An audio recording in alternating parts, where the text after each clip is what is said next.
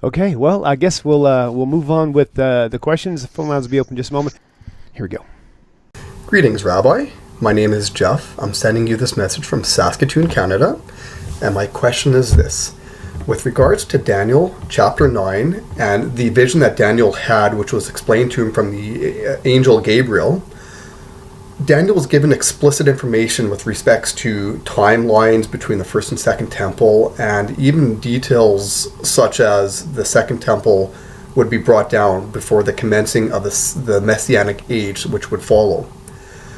Moving forward to the first century, how could the first century been so rich, so impregnated with Messianic expectations, while the second temple still stood?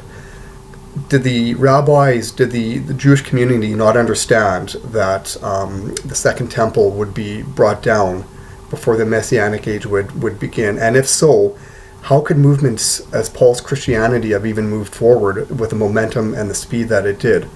Understandably, it was a Gentile religion, but Paul, a self-proclaimed Pharisee, and all of the other apostles should have at least known these basic fundamental prophecies with relationships to the Messianic age. I would look forward to seeing how you respond to this, Rabbi, and I thank you very much for taking my message. Everybody loves Daniel except for the earliest Christians who weren't familiar with it. Let me explain. This is an exceptional question. I could say with certainty that no one ever asked this question before. The caller has a very good grasp of the book of Daniel, specifically the last handful of passages of the 9th chapter, ending in verse 27. I should just give a 2-minute introduction to it so that we don't lose the viewers who are just not familiar with it. Daniel 9 begins with the prophet in a state of upheaval. He's petrified, he's shocked. And the reason for that is that the Persian Empire has just begun. More importantly, more germane for Daniel is the Babylonian Empire had come to an end, following a 70-year period, as prophesied in Jeremiah chapter 25, verse 12. Jeremiah says that Babylon only had 70 years. The reason why Jeremiah is expressing this, Jeremiah lived a little before Daniel. Jeremiah did not want the Jews to rebel against Babylon. He was saying to them, just stand by. Don't fight Babylon. God is not on your side. And if you don't, Babylon's going to fall anyway. That's the context. And how long do they have? 70 years. Now, there's a second prophecy that Daniel was looking at, and he describes this in the first two passages, and he was looking at Jeremiah chapter 29, verse 10. Jeremiah 29, verse 10 looks very strikingly similar to 25, verse 12. 25 verse 12 talks about a 70 years associated with Babylon, and so does 29 verse 10. However, 29 verse 10 also describes the Jewish people returning back to their land. They will return back to this place. Jeremiah, when he's saying this, he means the land of Israel. That means the Jews would return to the Holy Land. Now, as it turns out, Daniel is looking and he's shocked. He's petrified. Why? Because the first half of this prophecy, meaning Jeremiah 25, verse 12, has clearly been fulfilled. The Babylonian Empire has collapsed. We are told in the outset of Daniel 9, right from the get-go, that this is occurring in the first year of Darius the Mede. That's a key, because if it's Darius the Mede is now head of the Persian Empire for a very brief period before Cyrus the Great, that means the Babylonian Empire has collapsed. It's over. It's done with. If that's the case, Daniel is going, something terrible has happened. The first part of this prophecy has occurred. Babylon has been destroyed. This prophesied also in Isaiah chapter 14. But why aren't the Jews returning? Nothing's happening. We're in Babylon and the Jews are not returning back to this place, as it says in Jeremiah chapter 29, verse 10. And Daniel was petrified. He was petrified because for the obvious reason, woe to us, perhaps the curse of the law. He's referring to Leviticus chapter 26, where it tells us in verse 18 that if the Jews continue to sin, their punishment will be multiplied 7 times. Now, if the Babylonian exile was set to be 70 years, and it would be 70 years before the Jews would return back to the land, Well, if that is multiplied 7 times, that means the Babylonian exile might be, or the exile of the Jews might be 490 years rather than 70. Okay? I don't want to go too far on this, but I have many other presentations on Daniel 9. We'll just leave it right there. Daniel is shocked. The key point is, as we come to verse 24 and 25 through 27, the angel Gabriel comes to Daniel, and he reveals to him not just when the prophecies are going to be fulfilled, but in what will happen in the whole series of stages. And Daniel's going to be fed information that no one has received in history. Not just the destruction of Babylon, but also the end of the Persian Empire, Greek Empire, and ultimately the final empire. This goes back to a vision also Daniel had in chapter 7. What is germane to this caller's question is the following: that in this prophecy called 70 weeks, but when we're using the word weeks here, we don't mean weeks in a conventional sense, but we mean weeks in the sense of weeks of years. If 1 week is 7 years, each day a year, then 70 weeks would have to be 490 years. In sum, without going there, because it's again not germane to this topic, it's too large, but what is key is that Gabriel is outlining for Daniel a 490-year period. The destruction of the first temple, the destruction of the second temple. 70 years for Babylonian exile, 420 years for the second temple period. And therefore, Daniel discovers when the temple would be destroyed. And he's told that in verse 26 and 27. Now, what the caller is asking is, 1 second, that means the Jews had the book of Daniel. Daniel is a very precious book to the Jewish people. How could it be? How is it possible if we are told in Daniel 9, essentially, and I'm not going to go into details because it's beyond the scope of the question, but essentially that the second temple would have to be destroyed. I'm paraphrasing here. That means the people of the prince would have to come like a flood, destroy the sanctuary, and then 6 events would occur, and most importantly, the fulfillment of prophecy. The Messianic age could potentially begin, but not before then. Because after all, for example, if one of the things that the Messiah and the Messianic age would have to accomplish, the Messianic age which he would usher in would have to fulfill, is the building of a final temple as described in Ezekiel. Look at the last 3 passages of chapter 37. Look at Ezekiel 41 through 47. It's all a description of the final temple that would stand forevermore. So the question is, how is it that Christians, the early disciples, the early followers of Christianity, how did they miss this one? How could they possibly have believed that Jesus is the Messiah coming to fulfill the prophecies outlined in the Jewish scriptures? They should have known full well that I think people know where I'm going with this. They would have had these passages right in front of them, and they should have gone, hold on, Mashiach, the Messiah, couldn't possibly come yet, because we already have the prophecies of Daniel 9. So therefore, the Messiah couldn't possibly come in the year, between the year 1 and the year 30. He would have to come following the destruction of the temple, which took place in the year 70. Okay, that's the question. And the answer, I think the viewers are starting to figure out what's going on here, and that is that what was going on in the first century is not very different than what is going on right now in the 21st century. That is, people are not conversant in the book of Daniel. They know one passage here, one passage there, but they're completely unfamiliar with this book. And therefore, people had no idea. So much so that they didn't know about Daniel 9. It's never this passages of 70 weeks in which an anointed one would come and give the command to rebuild Jerusalem and so on. That's Cyrus. It is nowhere mentioned in the Christian Bible. I mean, don't you think this would have been very interesting that somebody, one of the writers of the Gospels, would have quoted specifically these numbers, these passages, this timeline outlined in Daniel 9? I mean, Paul, in his 13 letters that are ascribed to him, 7 of them are undisputed. Certainly wouldn't Paul quote them? The answer is they didn't know about them. Moreover, I think the caller sort of alluded to the answer here as well.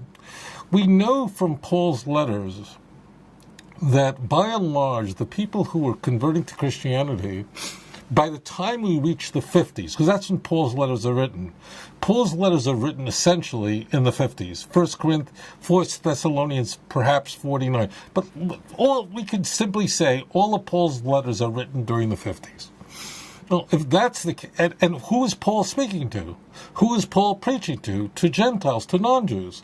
Who are the people coming into this belief in Jesus? They're non-Jews. That means it is easy to conclude from the reading, even a superficial, perfunctory reading of cursory reading of Paul's letters, conveys clearly, it's unambiguous that Jews who are joining this Jesus movement in this state point has largely come to an end, and it's largely non-Jews that are joining the Christian movement. Non-Jews, they certainly had no knowledge of Daniel. They certainly were unfamiliar with these passages.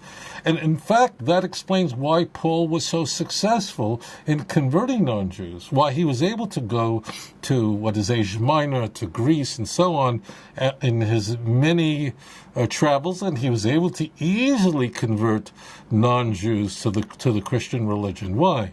Because they had no knowledge of the Jewish scriptures, and they had no way of pushing back. They have no way of testing what Paul was saying. Paul's interlocutors, the people who are converting, are virtually all of them not Jewish. We're not encountering Paul, with very few exceptions. We're not finding Paul speaking to Jews. Yeah, Romans 7, there are a few exceptions, but that's to a church he's never been to. When he wrote the book of Romans, Paul had not yet visited Rome. It's the only book that he wrote a letter to a church to which he'd never attended. He certainly didn't build. So today, ask yourself, ask yourself, how many Gentiles, people who are not Jewish, have read the book of Daniel once in their lives from beginning to end and know it fairly well? The answer is almost none. It's unheard of. And today, there's the access to information that was never available. Today, the literacy rate is very, very high compared to what it was during the first century. So, in the late ancient world, in the first century, in the Greco-Roman world, how many non-Jews could read or understand Hebrew or Aramaic? The answer is very, very few. I mean, this was forget about. Read would have been unheard of. Speak, be conversant in it, be able to open the book of Daniel and know what it said. The answer is very, very few. So therefore, this was a non-issue for them. Going back to the first century, those who were not Jewish could not discern between genuine biblical exegesis and Bible tampering. That incidentally explains how Paul was so successful with the non-Jewish world, why he was Christianity's most important missionary and most successful missionary, and because he was speaking to an audience that was clueless when he spoke. He would be able to misquote Deuteronomy 30, where the Torah says that you can keep the Torah. It's not too far off. It's not in heaven. Who will bring it to us that we may keep it? It's not over the sea. Well, Paul totally misquotes that in Romans chapter 10, verse 6 through 8. Totally, completely.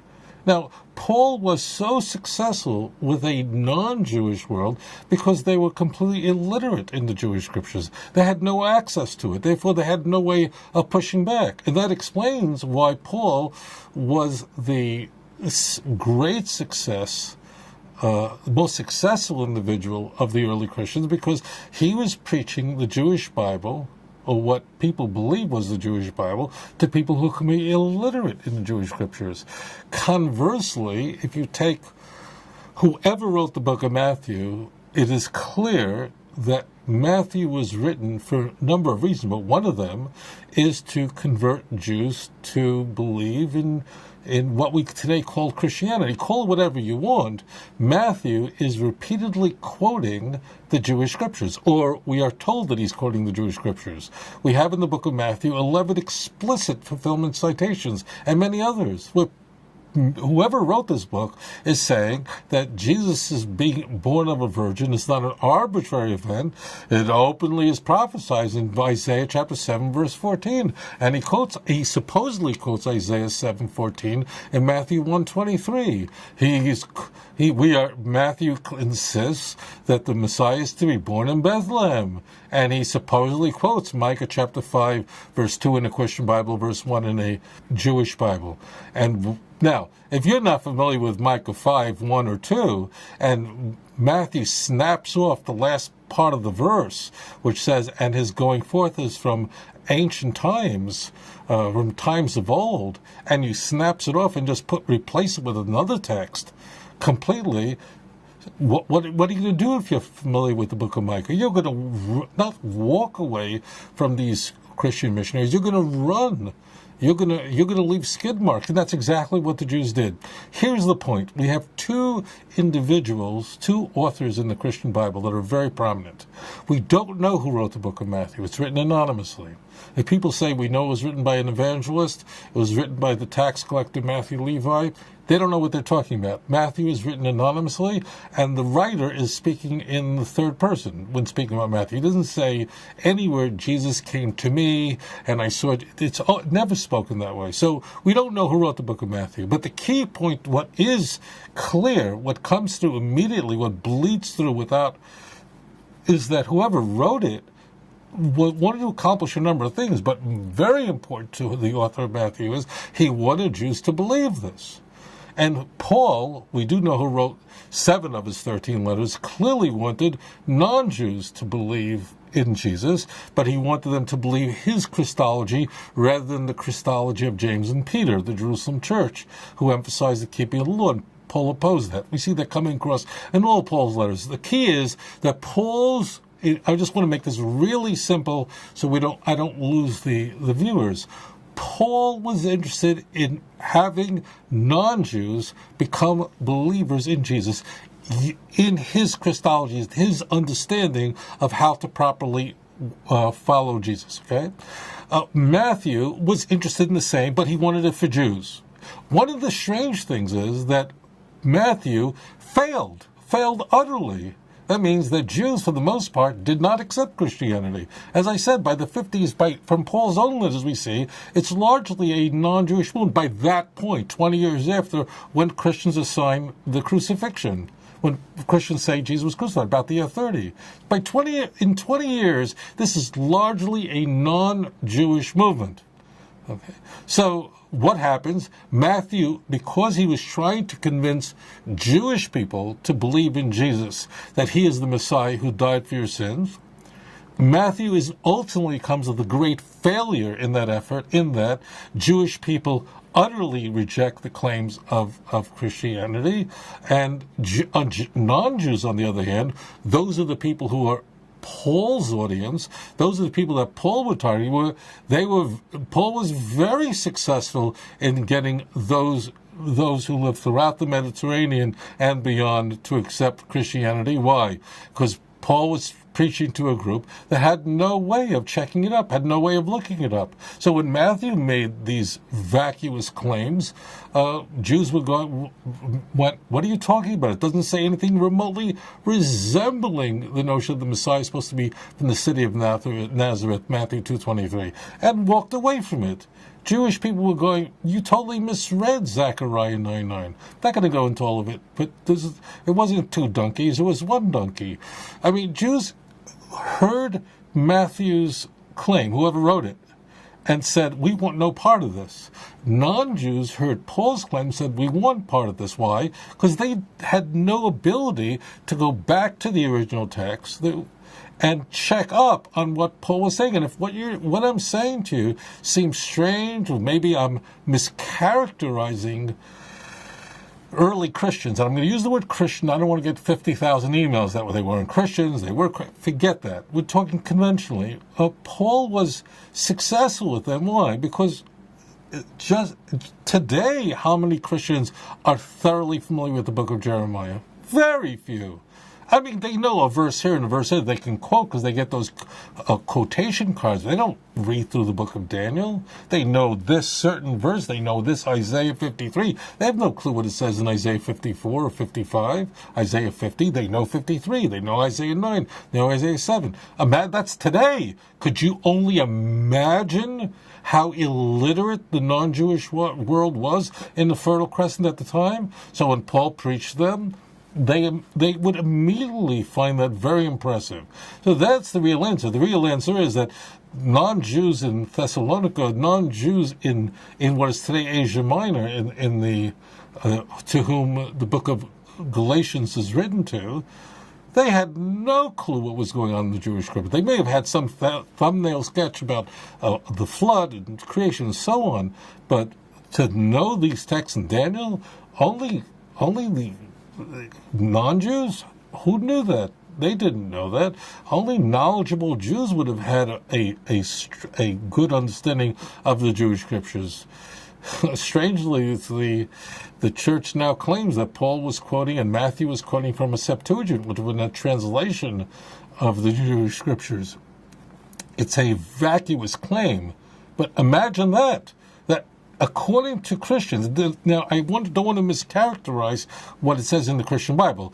The Septuagint is nowhere mentioned ever in the Christian Bible. There is no source anywhere in the Christian canon that states that the disciples, the apostles, were quoting from a Septuagint. That's a later invention to explain away the staggering misquotations. And the Proto-Septuagint, the original Septuagint, was only the 5 books of Moses. It wasn't all scriptures. But what you're claiming is even the writers had to rely on translations. Can you imagine that? Imagine if somebody said, God spoke to me and he spoke to me in King James. I mean, that's just ridiculous. But in fact, that's what one Christian prophet claimed, Joseph Smith, in 1820 and in 1823.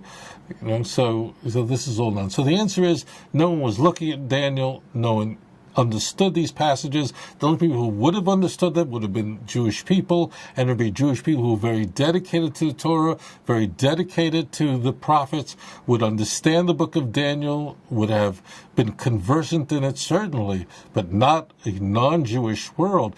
And the result again is, how striking is it that it's largely a non-Jewish movement that had converted to Christianity. I'm going to call it Christianity because that's a conventional term for us.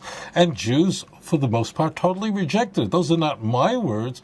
Those are the words of all the church fathers concede that point and said the Jews were cursed. And in fact, Paul himself concedes the point that Jews considered the claims of the church to be preposterous and foolishness. And Paul, in fact, says, because the Jews find it foolish, it must be true. Paul has to explain away why the Jews don't believe. 2 Corinthians 3, they have veil over their eyes, the scales over their eyes. There's a million reasons why Jews don't believe.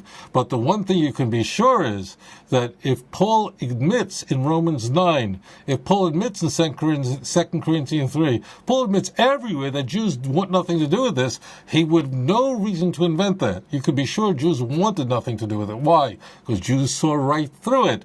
But if you weren't Jewish and had no knowledge of the Jewish scriptures, you were completely vulnerable. And Paul could misquote anything, and you go, sure, I'm along with it. I'll join you. That's what really happened. Now, we are looking forward to, as we stand right now, we're looking forward to a real Messianic age. Please God, it'll happen in our time when the knowledge of God, the real knowledge of God, will cover the world as the water covers the sea. Isaiah chapter 11, verse 9. And with the knowledge of the teachings of our prophets of blessed memory, we should see the true Mashiach coming. B'mehera b'yomeinu. Thank you so much for that question. Adon olam asher malach b'terem kol yetzir nivra v'et nasa בחפצו כל.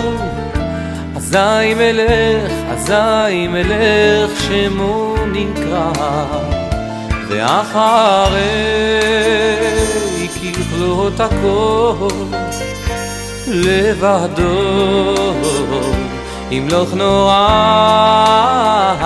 והוא היה והוא עובר